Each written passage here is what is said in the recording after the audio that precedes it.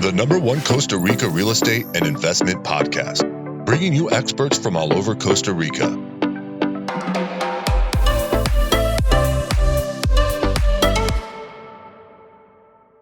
Good afternoon, guys, and welcome to episode 141 of Costa Rica Real Estate and Investments with me, your host, Richard Bexon. Remember, you can reach out to us, guys, info@investingcostarrica.com, info@investingcostarrica.com. I know we've got quite a few of you reaching out to us to help you make investments here in Costa Rica. Again, as I said, we just done a huge study here of 4,000 vacation rentals. We're still working on it at the moment, just trying to identify, with basically, the areas and properties that have the highest returns per bedroom, location, features, some objective stuff, some subjective stuff. And then also kind of putting the real estate data next to these things, just to really see where the opportunity is here. So a few people have asked me for that data. Of course, I'm not going to give away the data that we have here. It's very proprietary, but anyone that ends up contracting us or working with us, of course, we use that data and are happy to share some of it with you guys as well. So, well, anyway, today we're going to be talking with Jorge Suarez Matarrita. Jorge, we've had on the podcast before. He's an environmental geographer and hydrologist about, the renewed environmental license changes, but there are some new changes coming here. They're removing some bureaucracy here, which is nice. The current president is doing a good job on that. He did it with the artisanal wells. He's now doing it with the D2 environmental studies. So we're going to be talking to him, kind of the impact that that's going to have, the good and also the bad on that. Remember, if you have any questions for us guys or want to get in contact, have a chat with us, you can email us info@investingcostarrica.com. And all of Jorge's details will be in the description down below as well. But anyway, let's get straight into the podcast. Good afternoon, Jorge. How are you doing? Good afternoon, Richard. Thank you very much. Very good. Fantastic. It's an absolute pleasure to have you back on the podcast. I always like to get you on, Jorge, as I kind of see that you're an environmental and water specialist here, and we can constantly keep seeing changes. The last one that we had was on artisanal wells, and we'll probably touch on that today a little bit here, which is, I think the current president of Costa Rica, one of his manifestos was to remove bureaucracy and red tape. Whether this is him doing it with the artisanal wells and now the D2 environmental study, which we'll get into in a minute, time will tell, but I'll give him credit for it. Yeah, definitely. Political changes has been changing the laws in Costa Rica, and especially in environmental and water resources management, because Costa Rica is well known for protecting the environment. So we are very tight on that, and there's a lot of institutions and bureaucratic procedures that maybe sometimes it was a lot. It was a lot. So now the president is hearing the developers and trying to make things a little simpler. Yep. But as you said, there are always strengths, opportunities, weakness, and threats. So we have to take a look on those each by one. Okay. Well, Jorge, again, as I'd mentioned, as I always like to do on the podcast, is just get an idea of what you're seeing, with the world economy, kind of, I would say, on maybe a downward turn a little bit. Definitely not here in Costa Rica. Costa Rica's economy is booming. One of the very few economies worldwide. Interest rates are being reduced here. The colon is actually getting stronger against the dollar. I don't know many countries that's happening to. And I think that probably trend is here to stay for Costa Rica, just because it's becoming a mecca for investment and people basically who are fed up of where they are kind of moving here. So, we're absolutely slammed on our side, like really helping people. We've just taken on some new people here in the office. But what are you seeing from your side with regards to the volume of your work and inquiries and the work that you're doing? Give us an idea of what you're seeing. No, definitely it has been growing. In general, the general trend has been growing, but it's been more specific on specific sites of Costa Rica. Not everywhere now. It's like people are investing, but I don't know, Nosara or Santa Teresa, Tamarindo, some specific places that are really attracting the tourists and investors to those sites. But in the other areas, more rural areas or somewhere, so development, I think, has been slowing down a bit. So there are two sides. From foreign investors has been actually kept or grow, but for Costa Rican investors, not so much. Okay. And I mean, Jorge, with your work, is your work like, if you would compare January, February, March, April this year, 2023 to 2022, how does it look? Is it the same? Did it drop a little bit? I mean, what are you seeing on that front? Oh no, definitely a growth. Yeah, Yeah. we have been growing on projects, on budgets, on environmental procedures, and drilling wells. So it's been growing. Yeah, it's been flowing. Can you explain, Jorge, exactly kind of what it is that you do as like an environmental geographer advisor? You like explain what that is and what it is that you do, just because again, in the Western world, we really don't have that term.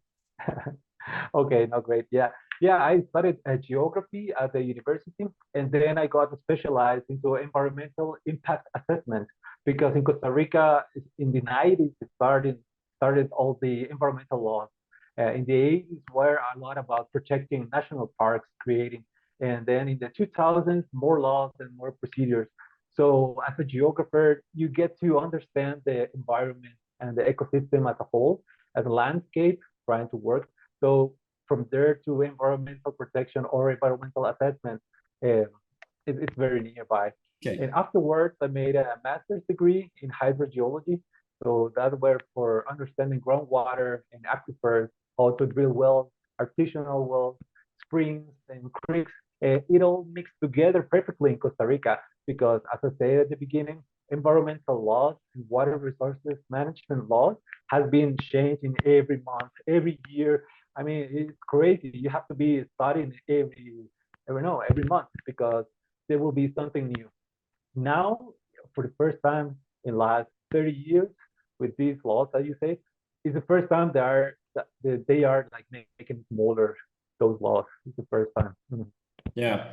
Well, I mean, I think it's just for people listening to the podcast to understand of like Costa Rica is not against development. We just have steps to go through to get it, and it kind of keeps, I mean, I would say it kind of makes sure that the people developing in Costa Rica, building, investing, really want to invest because it's not as easy as the rest of the world. I know that there are other countries, even Panama, Nicaragua, which is really easy to develop. Where here in Costa Rica, because the environmental practices and rules and regulations, are so stringent. I mean, I always joke that like here in Costa Rica, you can steal something and not go to prison, but you cut a tree and they'll send you to prison, which is great. I mean, that's absolutely how it should be. It should also be the other way, that if you do steal something, you should go to prison anyway. But we'll not go there. But I think it's in the protection of the environment and water here, the protection of water, its resources, etc., is something that makes Costa Rica great. So, I mean, for anyone listening, Jorge and his team basically work on kind of more environmental studies for larger developments and also water, because sometimes you might look at a piece of land that doesn't have water, but there is a way to get it if you're willing to wait, and that can add huge amounts of value. Like I know land that was like $40,000, it gets water and it's worth $250,000, $300,000, and it's just, I had to wait a year and invest a couple of $1,000s and that was it really. So,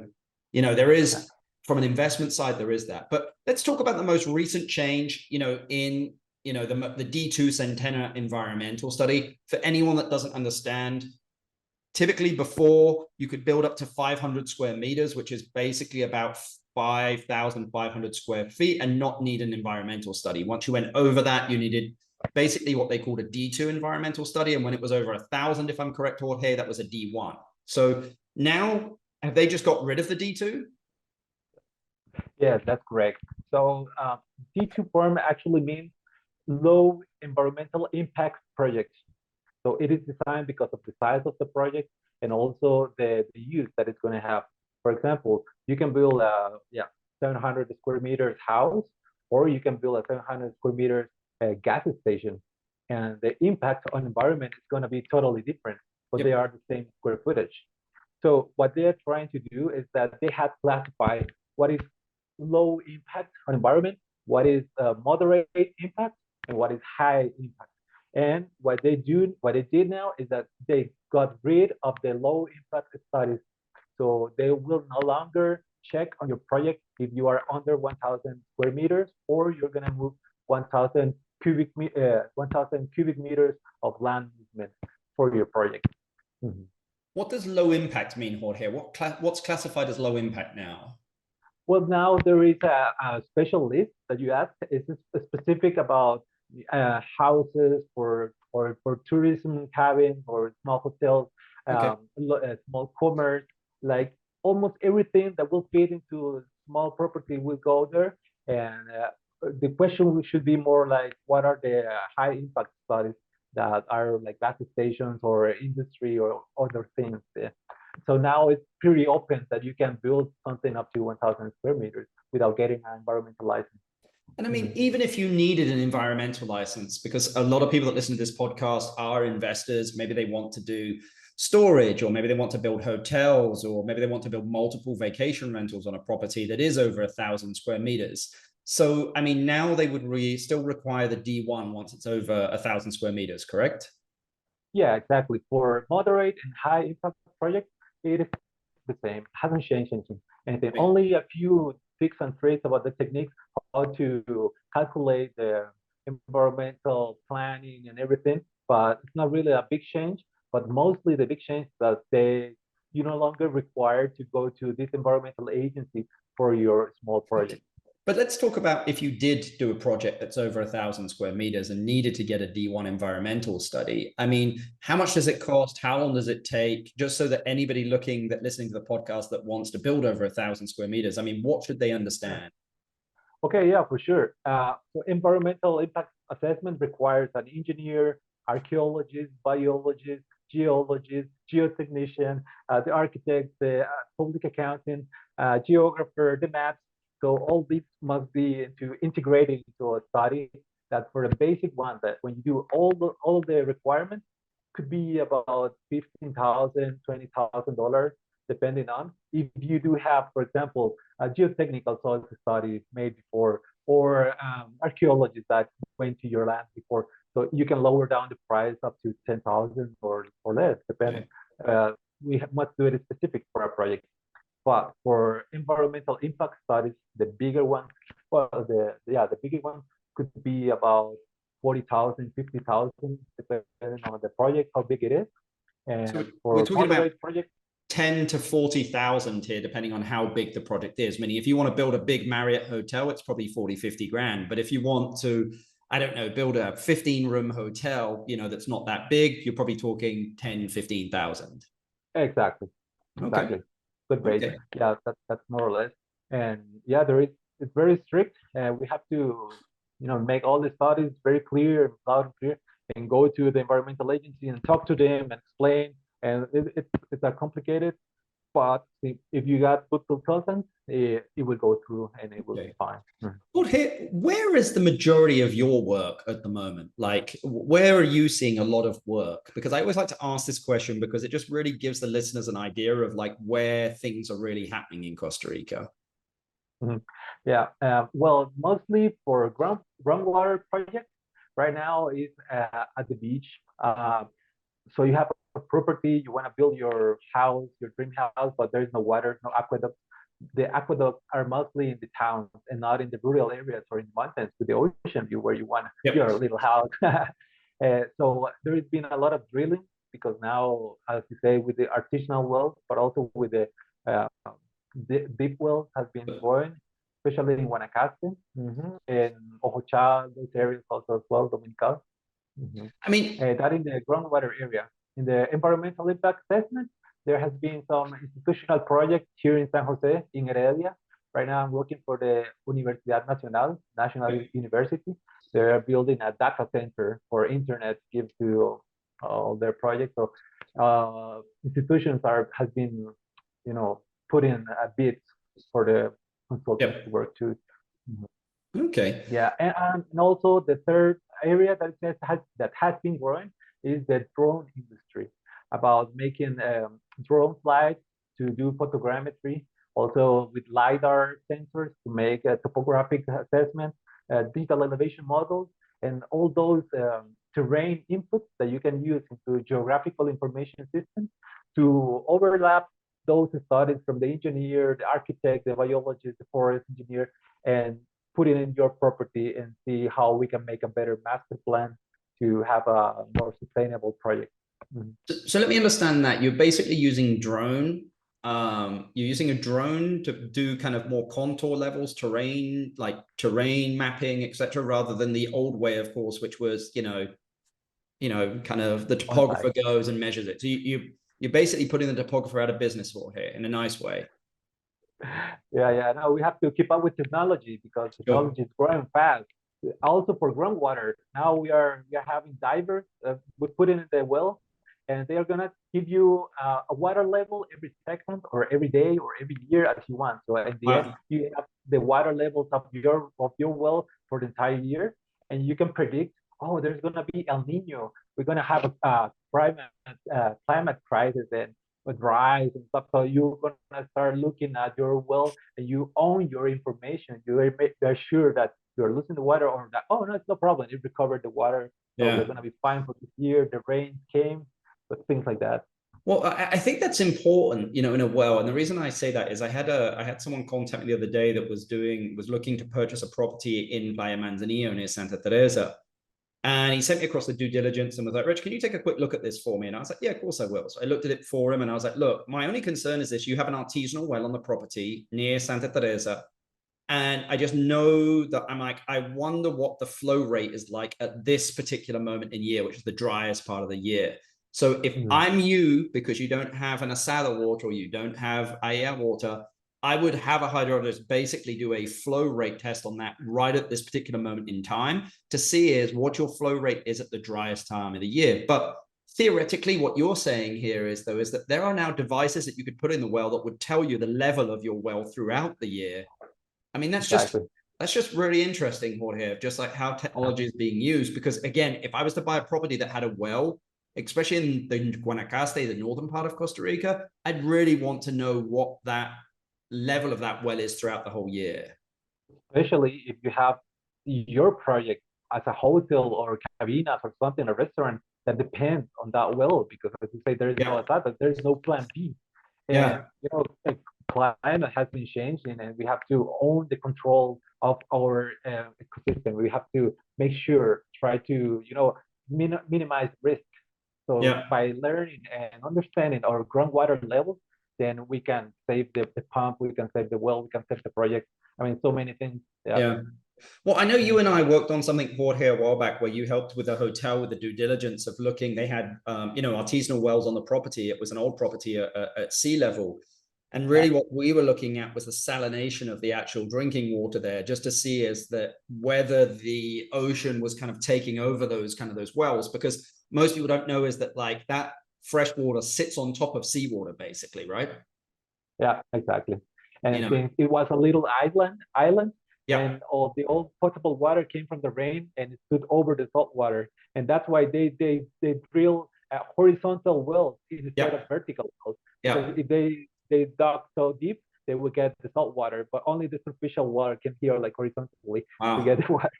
Well, I mean, it's interesting just because, again, I read something, a project that we're working on in Hacienda and the Pinilla. There was a project going on there, a desalination plant at the moment, just because in Pinilla, they don't have sufficient water, for what they want to do going forward. So they're doing a desalination project at the moment, which I think is like a $12 million project or something like that I was reading. So pretty big. And we're reading the report and how it impacted, the area and the development, because it actually went kind of towards the back of the client's property. But yeah, I mean, that's a huge project that they have going on there as well. Yeah, I know. And the situation is that there is water in the mountains in the front of Hacienda Pinilla. There are basins and we got a lot of rain. Where did that rain go? Why don't we save it? Why are we desalination ocean water when we are in a tropical country as Costa Rica? We got so much water. It's a little crazy. But it's the bureaucracy and the engineering of Costa Rican aqueducts that leads you private companies to look for their own independent water source. And it is pushing the edges now. Yeah, I mean, I think that's it. That people just need to understand is that a lot of these asadas, come from private investment. Like it's not municipal, but I suppose some of it is. But like typically what happens or isn't happening today is people are drilling wells and then donating them to asadas, or their old wells and donating to the asadas, which are the private water associations here. I say private, but like the community water associations, which are governed by the AIA at the government level, but they're still run by local people, meaning they're overseen, but they're not operated by the AIA, the day-to-day operations. But like, I think people just need to understand, if Costa Rica uses probably, I'd heard the 6 to 7% of its available water source, just that its development and its infrastructure here is so slow because most of it is private money, meaning that, like, I don't know, if I'm in Aviana, say, and I'm building the enclave, I have to bring in all of that. I have to work with the Asada from Paraíso to bring in all of that water to where I am, or I have to drill a well and then donate that to the Asada. Like, it's not cheap to do. So individuals, it's more kind of developers that are actually paying that money to do that. Yeah, but for their own project, Correct, not like they're doing it for the community. No, I mean, it's to their benefit, but I'm saying here is that, like, that's what slows the infrastructure down, is it's only private money doing it and not so much public money. No, you're right. The problem is that where the developers, the new developers of the year 2023, where they want to go is in the ocean view hills of in front of the Pacific Ocean, let's say. Yep. And there is no Costa Rican town. There are no neighborhoods. Yep. The Costa Ricans are in the lowlands where it's easy to, to live your life, to grow, your things, to go up to the mountain. There's a few houses. But Costa Ricans, those few houses still have their own water. That's the only way. So if an investor comes here, they want to develop in a hill with ocean view, where there is no water, no aqueduct, the government or the neighbors will not pay for them to put the tube, even when they are going to get the money from the water payment. Or property taxes. That's a tricky thing because the asadas, as you say, are owned by neighbors. So if they were professionals all the time, but they are not. So then it starts the talking and give me some money, give me some project, and well, but everything is not so clear yet because of the bureaucracy. Even when we have so many laws and so many things, there are so many ways to do your project, or talk to your neighbors and do stuff like that. I'm going through it with a project I'm developing at the moment, Jorge. Like, I'm having to pay 5 millones de colones, so which is basically close to $10,000 for the engineer to do the study, for then that to be approved, for me to then spend $30,000 on water infrastructure to get it to the lot. Like, and that's to get it to the front of the lot. And then I got to put the water infrastructure into, to the property, build the road, the electric, like, they just, I mean, it's expensive, man. It's expensive. It's not for everyone. It's for investors, as you say. It's for all kind of people. Yeah, we gotta. A lot of people contact me, Jorge, about investing in Costa Rica. And I'm like, look, success in the US does not mean success down here at all, because the quickest way to make $1 million in Costa Rica is come with 2, because you'll lose 1. But like, that's where you just, and I mean, everyone we speak to, get a good team, get great advice, like, because otherwise, like, don't be penny wise, pound foolish, because you will lose your shirt in Costa Rica. Yeah, definitely. Definitely. We have to make a plan. You have to get with your team and tell them, okay, let's make a project management sheet that goes with all the institution and the times and the timeline, and put it all together from the beginning.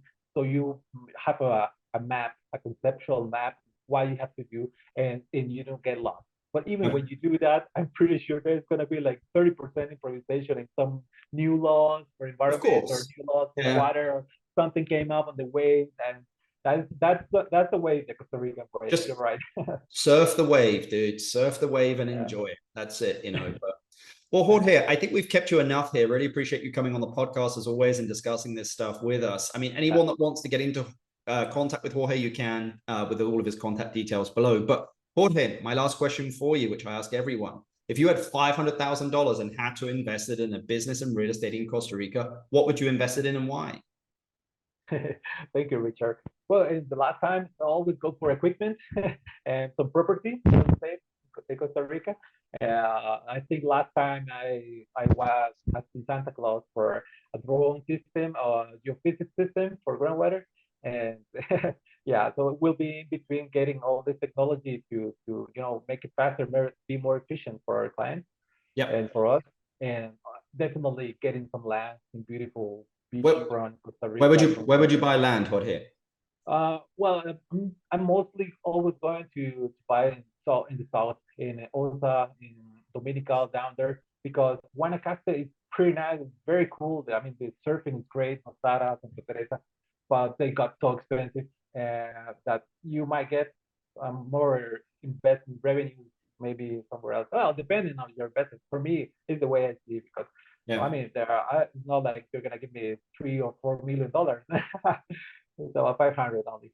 So yeah, we have to really look into the investment that we do, but definitely real estate, definitely equipment. Before we go, I just wanted to add about the environmental new regulations without the low impact studies for the project. Yep. That it is good for investors, but it has downsides. Let's say for statistics and mathematics of analyzing what the status of development is. Now the environmental agency will not have that information. Before you will have at least a GPS map and coordinates. You can look at the map where all the projects were going on in the environmental agency. Now all this is gonna be a whole. Up from now, you will see like the old ones. But it's low impact stuff though, Jorge. I mean, they had a map of it from like 500 to 1,000 square meters, say, but now they're only going to have 1,000 plus or high impact stuff. So, yeah, I mean, I get that they won't have a map of what it was, but it wasn't that it was high impact stuff that they were having a map of developing, right? No, but the problem is that with the impact assessment, environmental impact assessment, there is a synergy. It's not only for that year, for the picture that we're looking like the last year, but small houses, small 1 million, 2 million houses in Santa Teresa and the hills. In about 10 years, you will get no information about how the development has been going. How many of those houses have a well? You don't even have to register wells. Now we talk about that. Yeah. So you see, that's the downside for us, the Costa Rican scientific community of environmental protection, because we will have no input, no data to run our futuristic models.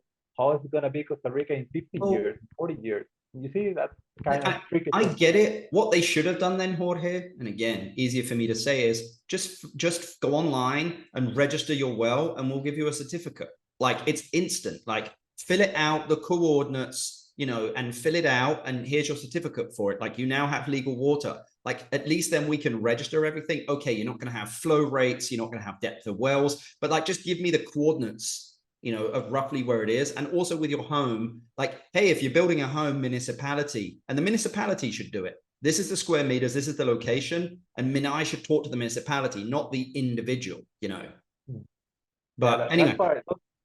Those are great ideas. We have to take another coffee to keep talking about it. Let's go speak to Rodrigo Chavez, and I didn't get on too well with Carlos Alvarado after I sued him, but like, I think with Rodrigo Chavez, we may stand a chance. But well, awesome, Jorge. Really appreciate you coming on the podcast again. All of Jorge's contact details are in the description, and we'll see you on the next one, Jorge. Yeah, thank you very much. No worries. Have a good day. Guys. Hey guys, hope you enjoyed that podcast there with Jorge. As you can see, I mean, we got a little bit technical there with D1 and D2 environmental studies here, but I think don't worry about it at the moment unless you're doing a big development here in Costa Rica. Big, I mean, I'm talking over 10,000 square feet here, where you will need one, and depending on the complexity of it. But it's good to see that, again, they're removing some of the bureaucracy here. As Jorge said there at the end, it does have pros of making it easier for developers, but makes it, not so, and the cons are kind of more of the government not having an overview of what's happening in the country. But, again, I'm not really too sure what we're doing with the data, but I'm sure somebody was doing something. So remember, guys, if you've enjoyed the podcast, please give us a thumbs up. If any of you just want to chat, thinking about making an investment in Costa Rica, again, we help people have a soft landing and guide them in investing in Costa Rica. So you can contact us, info@investingcostarica.com. That's info@investingcostarica.com. But until the next podcast, guys, we'll catch you later. Bye. The #1 Costa Rica real estate and investment podcast, bringing you experts from all over Costa Rica.